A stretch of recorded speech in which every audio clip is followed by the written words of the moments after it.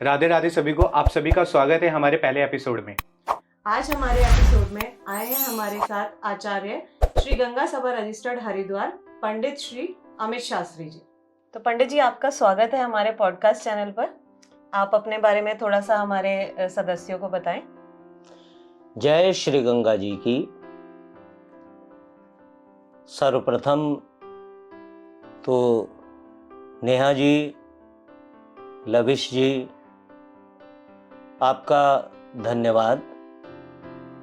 आपने आज यहाँ हमें आमंत्रित किया, जिससे सनातन धर्मावलंबी माँ गंगा के महत्व को, हरिद्वार के महत्व को, ब्रह्मकुंड के महत्व को, हर की पैड़ी के महत्व को जान सकें, हमारी संस्कृति का प्रचार प्रसार हो सके, उसके लिए आपका धन्यवाद। मैं पंडित अमित शास्त्री, हर की पैड़ी की प्रबंधकारिणी संस्था है श्री गंगा सभा रजिस्टर्ड, उसमें आचार्य पद पर कार्यरत हूँ और मेरा परम सौभाग्य है, पिछले काफ़ी वर्षों से मुझे माँ गंगा की सेवा करने का सौभाग्य प्राप्त है। तो शास्त्री जी, आज हम आपसे हरिद्वार का महत्व जानने के लिए आपको यहाँ पे आमंत्रित किया है, तो आप हमें हरिद्वार के इतिहास के बारे में कुछ बताइए। बहुत ही अच्छा प्रश्न आपने किया कि हरिद्वार के पौराणिक महत्व के बारे में, इसके इतिहास के बारे में हमें बताएं, क्योंकि आज की युवा पीढ़ी इन पौराणिक महत्व को बहुत कम जानती है, ताकि हमारी संतति, हमारे आने वाली युवा पीढ़ी इसके धार्मिक और पौराणिक महत्व को जान सके। सर्वप्रथम तो हम बात करते हैं हरिद्वार। इसका नाम हरिद्वार कैसे पड़ा? आजकल प्रचलन में यही नाम प्रचलित है, हरिद्वार, यानी कि हरि का द्वार। हरि का द्वार यानी कि बद्रीनाथ भगवान हरि का स्थान है, वहाँ जाने का ये द्वार है, सर्वप्रथम पड़ाव है, इसलिए ये हरि का द्वार है। एक दूसरा नाम भी पौराणिक ग्रंथों में आता है, हरद्वार। हरद्वार यानी कि भगवान शिव का द्वार, यानी कि केदारनाथ जाने का भी यही द्वार है, और ये प्रथम पड़ाव है। प्राचीन काल से ही ये परंपरा रही है, जो भी चारधाम की यात्रा पर श्रद्धालु यात्रीगण जाते हैं, पहले वो हरिद्वार, हर की पैड़ी, ब्रह्मकुंड पर आते हैं, स्नान करते हैं, अपने पितरों का तर्पण, पिंडदान इत्यादि करते हैं, फिर चारधाम की यात्रा प्रारंभ करते हैं। ये तो हुई हरिद्वार की बात। हरिद्वार के कई नाम हैं। माया नगरी भी हरिद्वार को कहा जाता है, और एक ये नाम हमारे धर्म ग्रंथों में मिलता है। माया नगरी हरिद्वार की अधिष्ठात्री देवी हैं माया देवी, उनके नाम पर हरिद्वार का एक नाम माया नगरी है। शास्त्रों में बहुत जगह वर्णन आता है, जैसे आप मोक्षदायिनी जो 7 पुरियां हैं, उसमें भी हरिद्वार का वर्णन आता है। अयोध्या, मथुरा, माया, काशी, कांची, अवंतिका, पुरी, द्वारावती चैव सप्तैते मोक्षदायिका। ये 7 पुरियां हैं जो मोक्ष प्रदान करने वाली है। उसमें हरिद्वार का नाम माया नगरी के नाम से अंकित किया गया है। तो माया नगरी भी हरिद्वार का एक नाम है। अब हम आपको बताते हैं हरिद्वार का महत्व। हरिद्वार की हृदय स्थली है हर की पैड़ी ब्रह्मकुंड, जिससे हरिद्वार का धार्मिक महत्व है। श्रद्धालु यात्रीगण वहाँ स्नान करने के लिए, अपने धार्मिक कृत्यों को करने के लिए आते हैं। ब्रह्मकुंड प्राचीन काल में इलाव्रत वर्ष में एक राजा श्वेत हुए, जिन्होंने 10,000 वर्षों तक ब्रह्मा जी की तपस्या की। उसके उपरांत ब्रह्मा जी प्रसन्न हुए, उनसे वर मांगने के लिए कहा। तो राजा श्वेत ने वर मांगा, हे प्रभु, यहाँ पर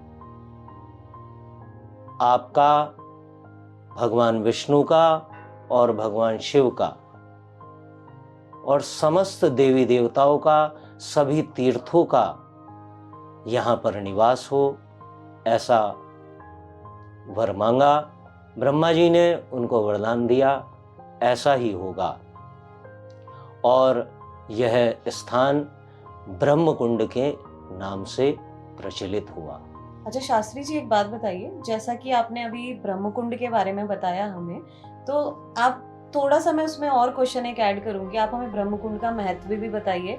और जैसा आप ब्रह्मकुंड बोल रहे हैं, लोग हर की पैड़ी के नाम से भी जानते हैं, तो हर की पैड़ी और ब्रह्मकुंड, इन दोनों का आप थोड़ा सा महत्व बताइएगा। जैसा कि हमने अभी बताया कि इसका नाम ब्रह्मकुंड कैसे पड़ा, ये तो आप जान ही गए हैं। और ब्रह्मकुंड का महत्व और भी अधिक इसलिए बढ़ गया। एक कथा आपने सुनी होगी, समुद्र मंथन की कथा। देवताओं और असुरों ने समुद्र का मंथन किया, उससे 14 रत्न निकले। उसमें से एक अमृत कलश निकला। उस अमृत कलश के लिए देवताओं में और असुरों में संग्राम हुआ। उसको पाने के लिए उनमें छीना झपटी हुई। उस समय उस कलश से 4 स्थानों पर कुछ बूंदें छलक कर गिर गई। उनमें से एक स्थान हरिद्वार है। हरिद्वार, नासिक और उज्जैन और इलाहाबाद, प्रयागराज, अभी जहाँ कुंभ पर्व होने जा रहा है, इन 4 स्थानों पर प्रत्येक 12 वर्ष के बाद जब सूर्य, देवगुरु बृहस्पति और चंद्रमा उन्हीं राशि में संक्रमण करते हैं, तो वहाँ पर कुंभ का पर्व मनाया जाता है। और श्रद्धालु और ऋषिगण, सन्यासीगण, यहाँ तक मान्यता है स्वर्ग से देवता भी अनेक रूप धारण करके उस कुंभ पर्व में स्नान करने आते हैं। इसलिए इस स्थान का महत्व और बढ़ जाता है। और ब्रह्मकुंड का महत्व हमारे शास्त्रों में, पुराणों में अत्यधिक विस्तार से वर्णित है। स्कंद पुराण के केदार खंड में ब्रह्मकुंड का विस्तार से वर्णन आता है और यहाँ का समस्त महत्व बताया गया है। दूसरा आपने जानना चाहा हर की पैड़ी। हर की पैड़ी यहाँ का नाम कैसे पड़ा? राजा विक्रमादित्य के भाई हुए राजा भर्तृहरि, उन्होंने इस स्थान पर बहुत वर्षों तक तप किया और मोक्ष को पाया, तो उनकी स्मृति में राजा विक्रमादित्य ने यहाँ ये सीढ़ियाँ यानी कि पौड़ियाँ जिसको बोलते हैं वो बनवाई।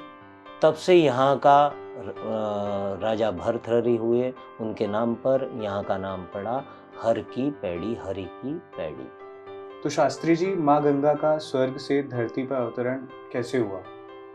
जैसा कि हम सभी जानते हैं कि माँ गंगा के अनेक नाम हैं, उनमें से एक नाम माँ गंगा का है भागीरथी। माँ गंगा का नाम भागीरथी राजा भगीरथ के नाम से विख्यात हुआ। प्रभु श्री राम के पूर्वज हुए राजा भगीरथ, उनके प्रयासों से ही माँ गंगा पृथ्वी पर आई। इसके पीछे एक पौराणिक कथा हमारे ग्रंथों में आती है। भगवान श्री राम के पूर्वज हुए राजा सगर। राजा सगर के एक पुत्र थे असमंजस, और असमंजस के पुत्र थे अंशुमान। इसके अलावा राजा सगर के 60,000 पुत्र और थे। राजा सगर अत्यंत प्रतापी और पराक्रमी राजा थे, और उन्होंने अपने पराक्रम से अपने साम्राज्य को बहुत ज़्यादा बढ़ा लिया था। उस समय एक परंपरा थी, जो राजा चक्रवर्ती बनना चाहता था तो एक यज्ञ करता था। उस यज्ञ का नाम होता था अश्वमेध यज्ञ। अश्वमेध यज्ञ राजा सगर ने किया। उस यज्ञ में एक घोड़ा छोड़ा जाता है और वो स्वच्छंद विचरण करता है पूरी पृथ्वी पर। जो राजा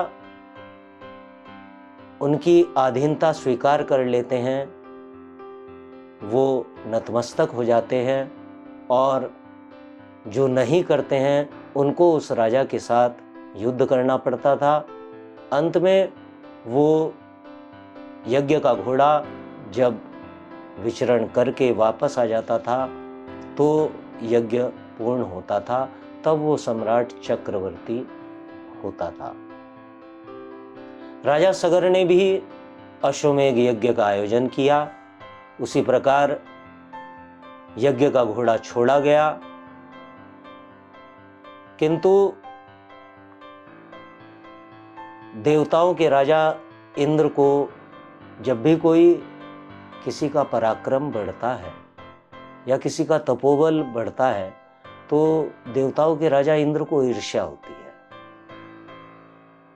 क्योंकि कहीं उनका पद, क्योंकि इंद्र कोई नाम नहीं है, इंद्र एक पद है जो 100 यज्ञों को करने के बाद प्राप्त होता है। तो इंद्र को ईर्ष्या हुई। इंद्र ने क्या किया, उस यज्ञ के घोड़े को चुरा लिया और जाकर कपिल मुनि के गुफा में, वहाँ वो तप कर रहे थे, उसको घोड़े को बांध दिया। उस घोड़े को राजा प्रातःकाल उठे तो यज्ञ का घोड़ा वहाँ पर नहीं था। सभी चिंतित हुए, सभी जगह यज्ञ का घोड़ा खोजा गया, यज्ञ का घोड़ा नहीं मिला। तब राजा सगर ने अपने 60,000 पुत्रों को भेजा कि यज्ञ का घोड़ा खोज कर लाए। खोजते खोजते राजा के 60,000 पुत्र उस गुफा में पहुंचे।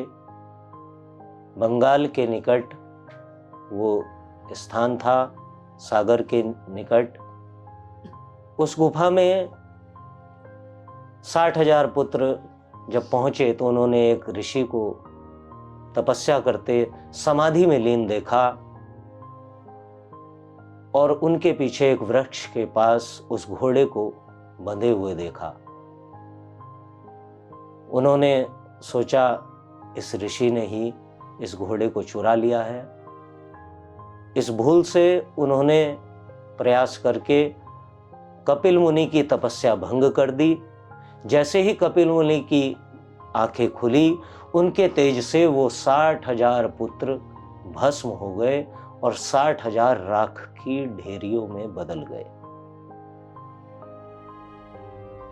अब बहुत दिन बीत गए, राजा सगर के 60,000 पुत्र लौट कर नहीं आए, तो राजा ने अपने पौत्र अंशुमान को, जो बहुत ही पराक्रमी थे, उनको भेजा कि आप पता लगाएं कि आपके 60,000 चाचा लौटकर अभी तक नहीं आए और अश्व भी यज्ञ का लौटकर नहीं आया, आप उसका पता लगाएं। तो राजा अंशुमान ढूंढते ढूंढते उसी गुफा में पहुंचे, कपिल मुनि को वहां पाया, कपिल मुनि को प्रणाम किया। कपिल मुनि ने बताया अंशुमान को कि आपके 60,000 चाचा हमारे तेज से, उन्होंने अहंकारवश जो भूल की, हमारे तेज से वो भस्म हो गए। जो होना था हो गया, अब आप ये यज्ञ का अश्व ले जाएं। किंतु अंशुमान ने कपिल मुनि से एक प्रश्न किया कि मेरे ये जो 60,000 चाचा हैं, इनकी अकाल मृत्यु हो गई है, इनका उद्धार कैसे होगा, इसे आप बताएं। तो कपिल मुनि ने उपाय बताया कि उपाय एक ही है, गंगा जी पृथ्वी पर आए तो इनका उद्धार हो सकता है। अंशुमान ने प्रश्न किया, गंगा जी कौन है, गंगा जी पृथ्वी पर कैसे आएंगी? तो कपिल मुनि ने बताया, गंगा जी भगवान विष्णु के नख से उत्पन्न हुई है और ब्रह्मा जी के कमंडल में विराजमान है। आप ब्रह्मा जी की तपस्या करें तो ब्रह्मा जी प्रसन्न होकर गंगा जी को पृथ्वी पर भेज देंगे। तब राजा अंशुमान ने ब्रह्मा जी का घोर तप किया, उनका संपूर्ण जीवन इसी में समर्पित हो गया, किंतु ब्रह्मा जी प्रसन्न नहीं हुए। उसके बाद अंशुमान के पुत्र हुए राजा दिलीप, उन्होंने भी तप किया, उनका भी संपूर्ण जीवन इसी में व्यतीत हो गया, तब भी ब्रह्मा जी प्रसन्न नहीं हुए। तब राजा दिलीप के पुत्र, 3 पीढ़ियां इसमें लगी, तब राजा दिलीप के पुत्र हुए राजा भगीरथ।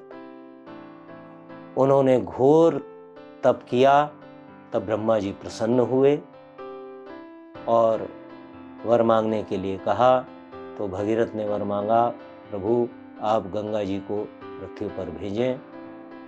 ब्रह्मा जी गंगा जी को पृथ्वी पर भेजने के लिए तैयार हुए, किंतु फिर एक समस्या आई, गंगा जी का वेग सहे कौन। गंगा जी का वेग और प्रवाह इतना था, यदि ब्रह्मा जी के कमंडल से सीधे गंगा जी पृथ्वी पर आ जाती तो संपूर्ण पृथ्वी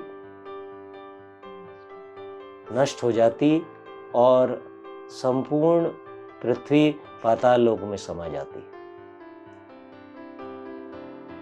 तब ब्रह्मा जी ने उपाय बताया राजा भगीरथ को, आप शिव जी की उपासना करें, उनकी तपस्या करें। तो शास्त्री जी, जैसा कि आपने हमें गंगा जी की महिमा के बारे में बताया, अवतरण के बारे में बताया, तो मेरा एक सवाल था आपसे कि जैसा आपने बताया कि गंगा जी का बहुत तेज था और वो मतलब किस तरीके से पूरी पृथ्वी नष्ट हो जाती, तो उसका समाधान क्या निकला? उसके बारे में आप थोड़ा सा हमारी जनता को बताइए। उसके बाद ब्रह्मा जी ने ही राजा भगीरथ को इसका समाधान बताया।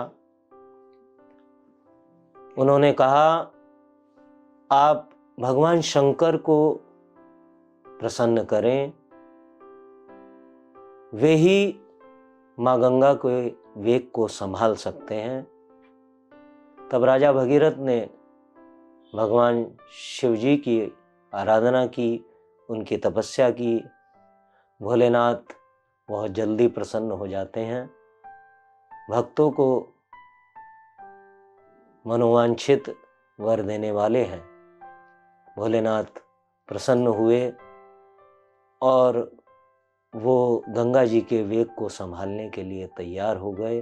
राजा भगीरथ ने प्रार्थना की गंगा जी से, हे माँ, आप पृथ्वी पर आए।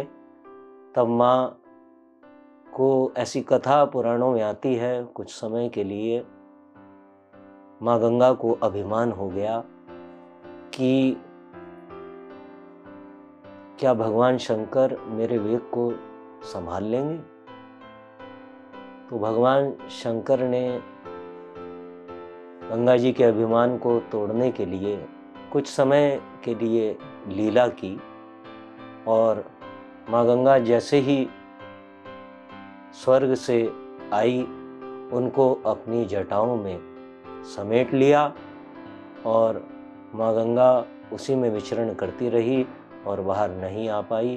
उनका संपूर्ण वेग उनकी जटाओं में स्थिर होकर रह गया। तब राजा भगीरथ ने भगवान शिव से प्रार्थना की, हे प्रभु, गंगा जी को आप पृथ्वी पर छोड़ें।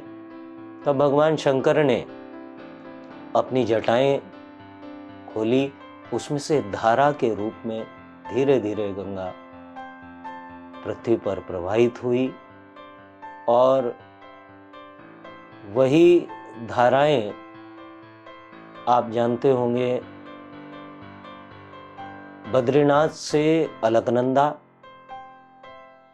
और केदारनाथ से मंदाकिनी, सभी हैं माँ गंगा की ही धाराएं। और एक धारा राजा भगीरथ के पीछे चली, जिसका नाम हुआ भागीरथी। इन तीनों का संगम देवप्रयाग में, उत्तराखंड में एक स्थान है देवप्रयाग, वहाँ आकर इन तीनों का संगम हुआ, और पर्वत श्रेणियों से होती हुई धीरे धीरे राजा भगीरथ के पीछे चलती हुई माँ गंगा ऋषिकेश होती हुई हरिद्वार पहुंची, जहाँ माँ गंगा मैदानी इलाके में पहुंची और श्रद्धालुओं के लिए सुलभ हुई। ये माँ गंगा का जो प्रथम तीर्थ माना जाता है, जहाँ माँ गंगा सुलभ हुई। तो माँ गंगा, उसके पश्चात राजा भगीरथ के पीछे गंगा जी होती हुई 59,000 राख की ढेरियों तक पहुंची जो वहाँ विद्यमान थी। उनका उद्धार हुआ, उनका मोक्ष हुआ। तब से माँ गंगा प्राणी मात्र का कल्याण करती आ रही हैं। माँ गंगा का अवतरण जीव मात्र के कल्याण के लिए पृथ्वी पर हुआ है।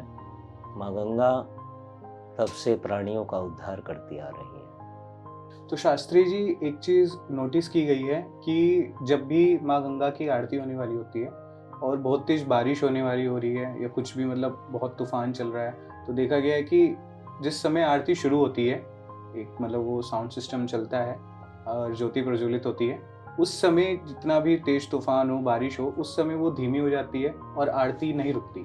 तो इसके पीछे का क्या कारण है? देखिए, माँ गंगा इस पृथ्वी पर साक्षात विराजमान है।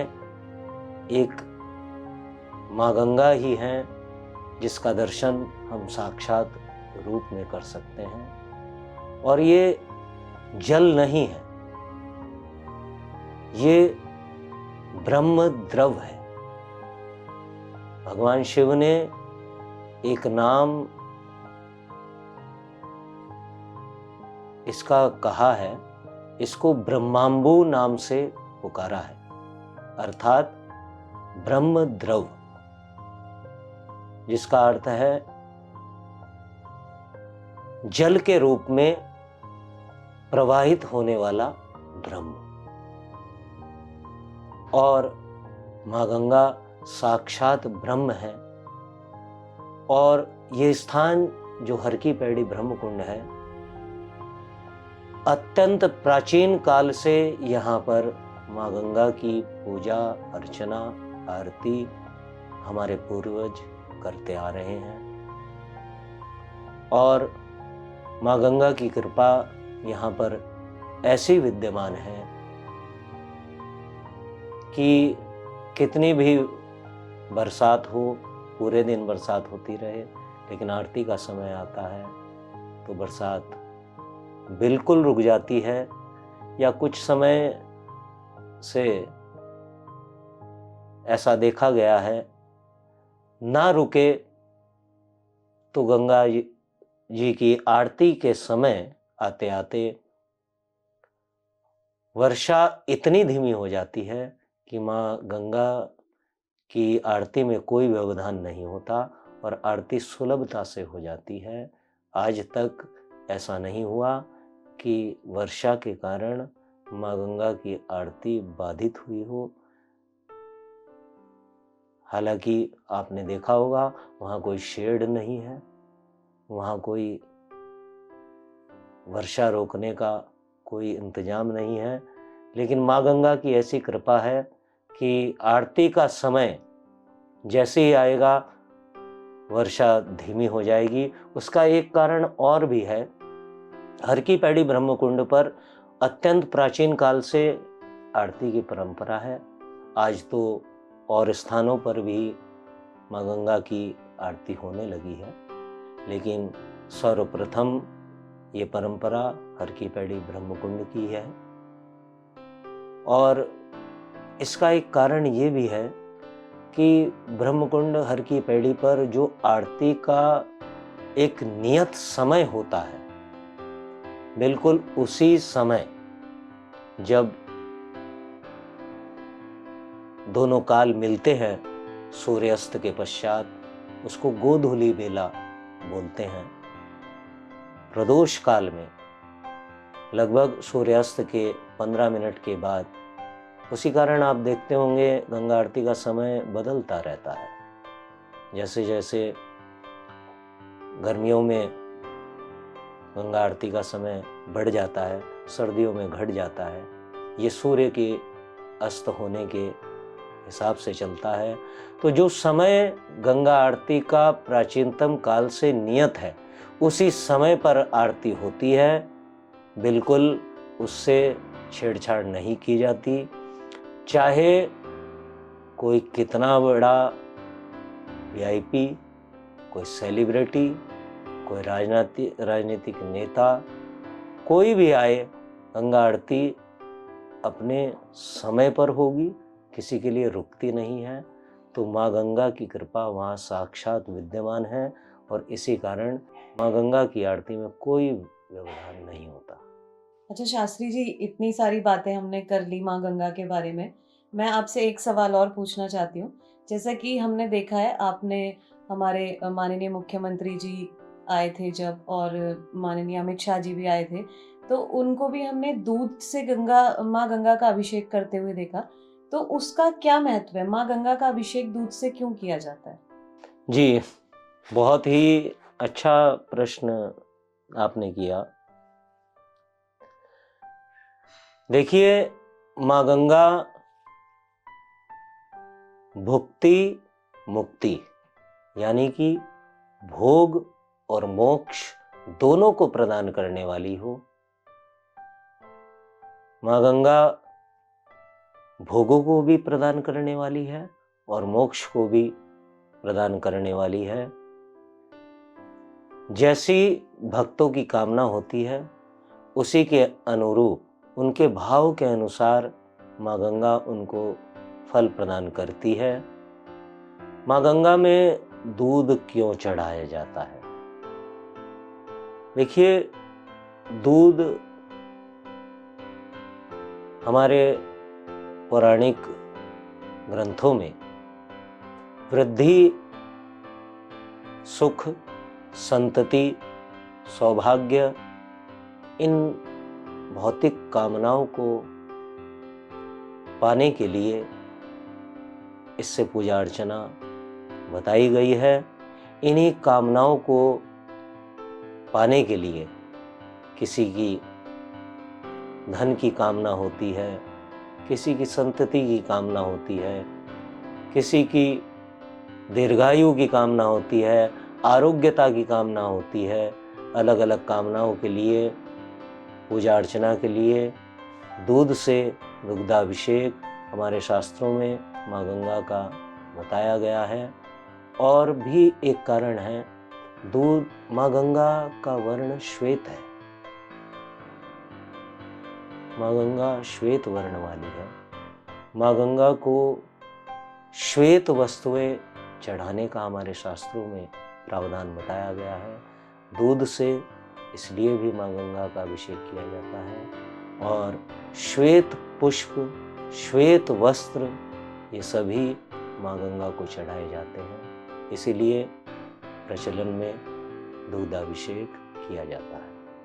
अच्छा शास्त्री जी, सवाल तो अभी बहुत सारे थे हमारे, लेकिन आपके पास समय कम है, तो मैं सिर्फ इतना ही आपसे और कहना चाहूँगी कि हमारे दर्शकों को, जैसा हमने देखा है कि सावन के महीने में जब कांवड़ यात्रा चलती है, उस समय पर हरिद्वार में बहुत से श्रद्धालु आते हैं और उस समय हरिद्वार में बहुत ज़्यादा गंदगी भी हो जाती है। माँ गंगा में भी बहुत गंदगी लोग करते हैं। तो उस से संबंधित अगर आप हमारे दर्शकों को कुछ कहना चाहें तो आप प्लीज़ उन्हें मैसेज दे सकते हैं।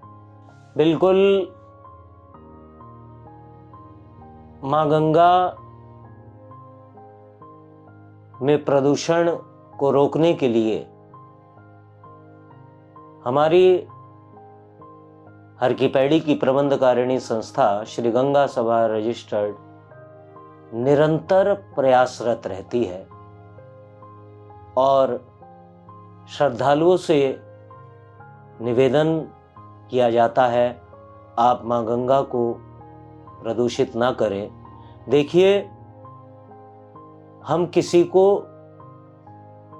कानून के माध्यम से, दंड के माध्यम से नहीं रोक सकते। हम जब तक जन जन के अंदर ये भाव नहीं पहुंचा देंगे कि ये हमारी माँ है, माँ गंगा के बिना पृथ्वी पर जीवन की कामना नहीं की जा सकती। आप इसको अपनी माता के तुल्य जानिए। जब ये भाव जन जन में जाग जाएगा, तब कोई भी माँ गंगा को प्रदूषित नहीं करेगा। और इसके लिए हमारी संस्था निरंतर कई वर्षों से आरती के समय एक शपथ हाथ उठाकर श्रद्धालुओं को दिलाती है कि आप माँ गंगा का सम्मान करेंगे और इसे प्रदूषित नहीं करेंगे। और हम सभी सनातन धर्मावलंबियों से यही निवेदन करते हैं, आप वहाँ आएँ तो माँ गंगा की निर्मलता और उसकी अविरलता का ध्यान रखें, माँ गंगा को प्रदूषित ना होने दें। जय श्री गंगा जी की। तो धन्यवाद शास्त्री जी, हमारे पॉडकास्ट चैनल का परम सौभाग्य जो आप हमारे चैनल पर आए और हमारे दर्शकों को इतनी अच्छी आपने जानकारी दी। जिस माँ गंगा का और हरिद्वार का आपने महत्व बताया है, तो मुझे लगता है कि जितने भी युवा हैं उनको ये जानकारी नहीं होगी जो आपने आज जानकारी दी है। और आपसे मिलकर के बहुत अच्छा लगा। राधे राधे, जय श्री कृष्ण। राधे राधे, जय श्री गंगा जी।